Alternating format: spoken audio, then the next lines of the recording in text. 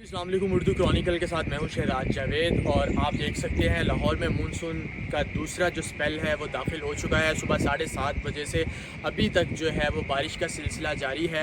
अभी वासा ने एक चार्ट जारी किया है जिसमें बताया गया है कि लाहौर के गुलशन रावी में इस वक्त 200 मिलीमीटर तक बारिश हो चुकी है और उसके बाद जो है वो लाहौर के एयरपोर्ट के इलाके में 195 मिलीलीटर बारिश हो चुकी है।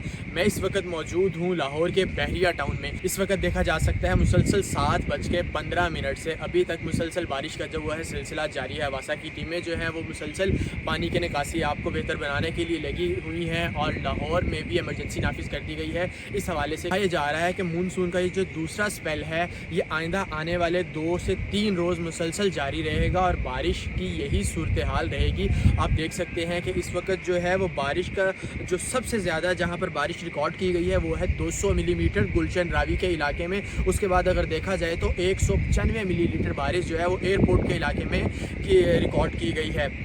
जो लक्ष्मी चौक है अंदरून लाहौर का एक इलाका बड़ा मशहूर इलाका कहलाता है, वहाँ पर इस वक्त 138 मिलीलीटर बारिश जो है वो इस वक्त तक रिकॉर्ड की जा चुकी है।